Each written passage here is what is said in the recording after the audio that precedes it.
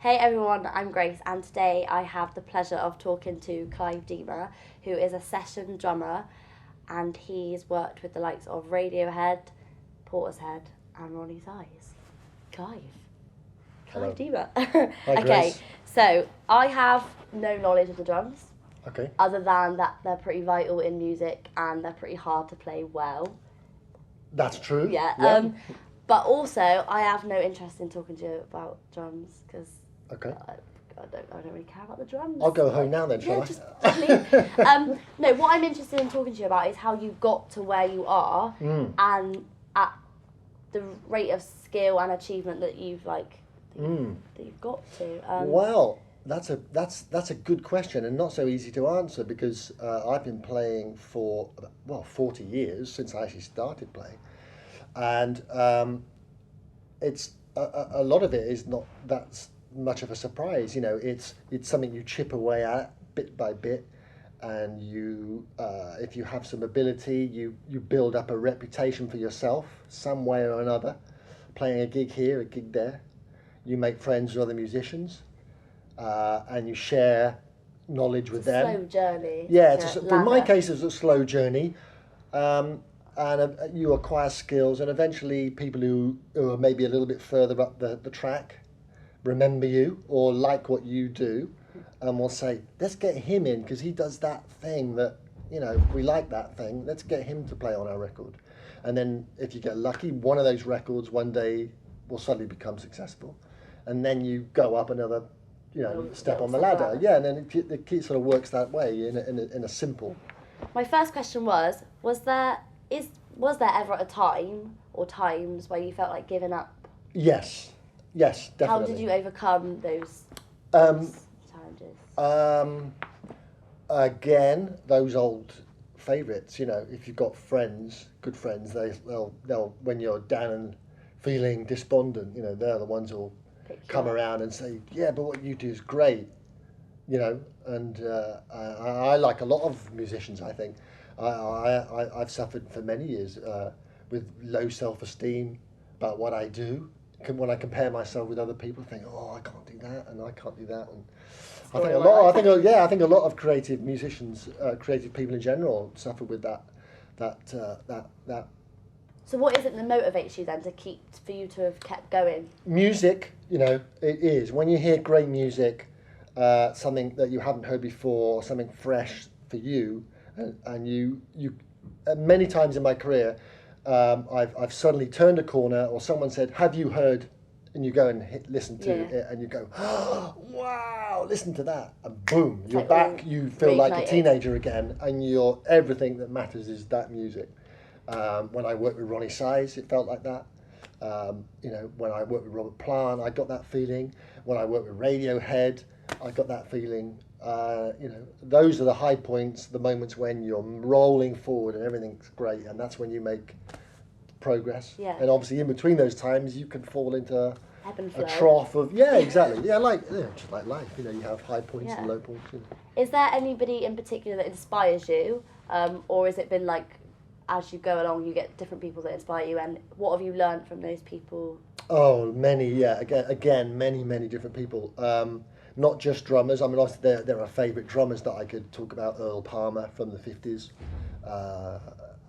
Art Blakey, some of the jazz drummers. All the famous guys like Keith Moon and John Bonham, and then other musicians. When I met Adrian Utley, the guitar player in Portishead, early experience working with him was a big inspiration because we had so much in common, and he knew so much more about jazz than I did, and that was influential on me.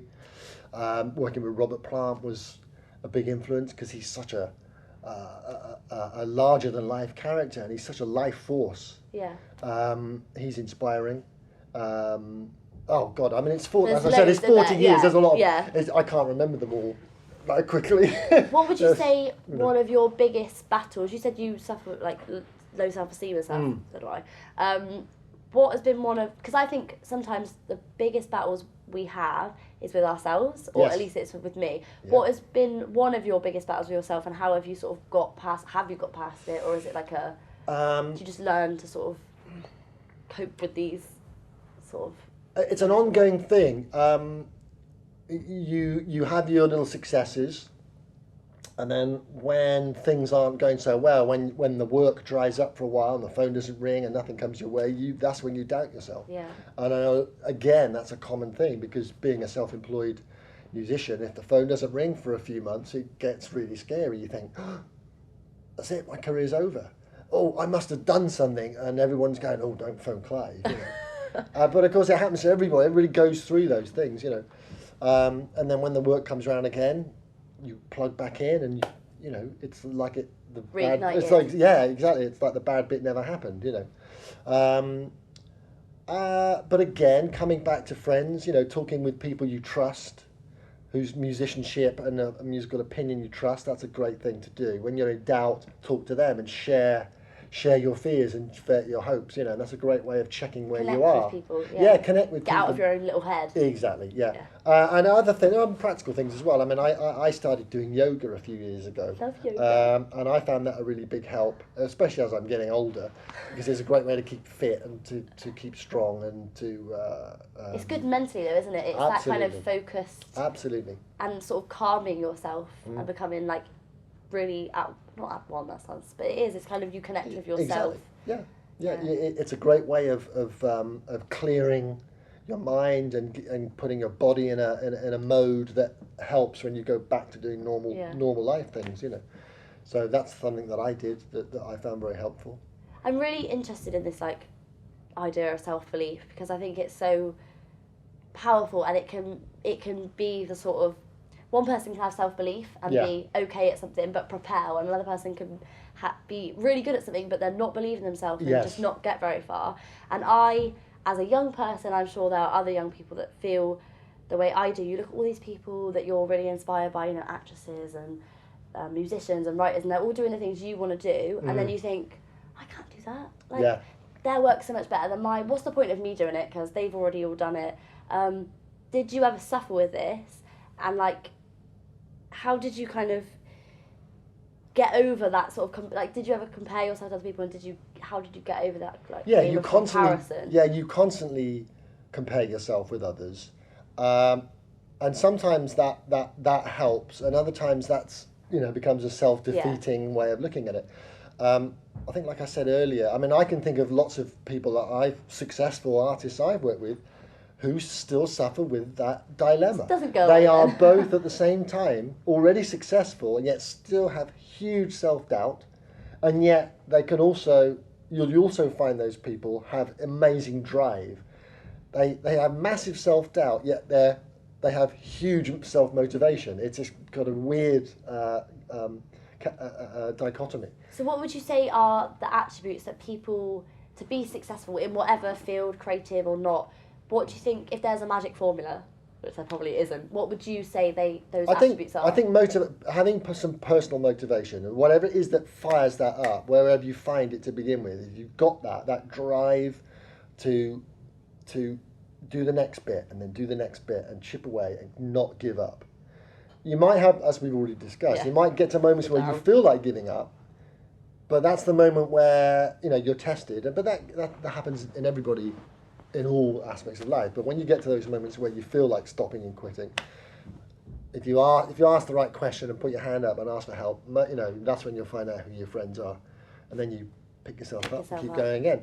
But it's but obviously having some belief in yourself to a certain extent, if you've got some talent there, if you've got some basic kind of talent to build on, you'll do it, you know, because I think it's the more you work at it, the more that will be transmitted out of you, and people will see it and hear it and go, oh, she does. Have you heard him play? And people will go for that because it's there. You know, if you don't have anything to offer, you probably may be heading in the wrong direction. Yeah. And I also think, I don't think you can be good at everything. Like, you know, there's probably things in, I don't know, maybe you're like amazing at every aspect of drumming, but it's sometimes hard when you're like good at something, but then you think, oh, somebody else can do those things.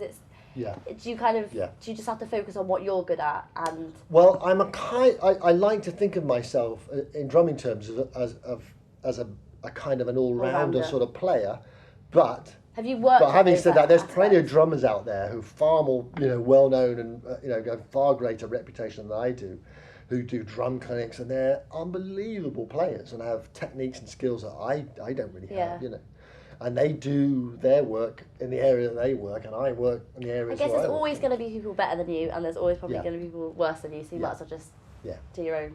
Compared to your what? Own route. You can compare yourself to forever and just go around in a circle with that one. Yeah. I have one last question. If you could do your life all over again, what would be the one thing you would change? Oh no, I hate that question. What would be the one thing that I would change? I'll tell you what. Maybe you wouldn't change anything, but... Okay, the sort of rosebud moment. I suppose it would be when I was at school and I was just about to try and get my first drum lesson. And I'd already sort of started playing a bit by myself. But I was at school and there was a notice and it said drum lessons, but it also said you have to be already playing piano, or like grade 2 piano or something like that. And I didn't play any piano at all, but I really, really wanted to start the drum lessons. And I had to fight like crazy to get on those drum lessons. And my mum came to the school and said, please let you. And in the end they relented, I think, because I wouldn't shut up about it, and I got started.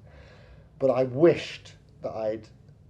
wished that I'd started to play the piano as well at the same time. So that you had that as well. So I'd have a more rounded, a broader musical base to build on. Do you not play piano now then? Did you ever? I've a little bit. I got up to about grade 2 a few years ago. And now you can start drumming. Yeah, I mean I can play a little, little bits and pieces.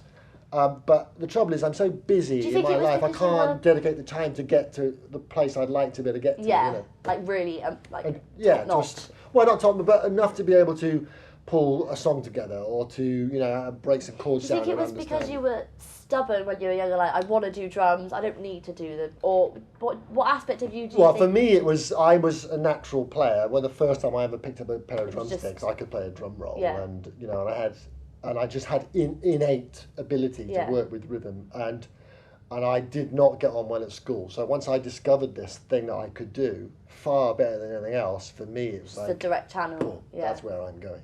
And I knew that being a drummer was what I was going to do. I knew at 14 that was going to be the rest of my life. I knew it. So for me, it was a no-brainer. So I guess even though, like, with the self-esteem thing, you've always had that thing in you where it's like, I'm going to be a drummer. Yeah, I think to a certain extent my motivation was because I had a pretty rubbish time at school, and the drumming thing for me was like my way out of it. Yeah. That was the area where I could excel, and that's where people would say, "Wow, that's amazing," as opposed to Clive, you're a case for the police. So, if that answers your question. No, yeah, it does. Thank you for talking to me. Thank you, Grace. It wasn't much about drumming, there was a little bit. No, I think that was just the right amount. Yeah, thank you. Cheers. My pleasure. It seems like even the most successful people suffer with self-belief. So, in the times that you feel like giving up, what is it that motivates you to keep going?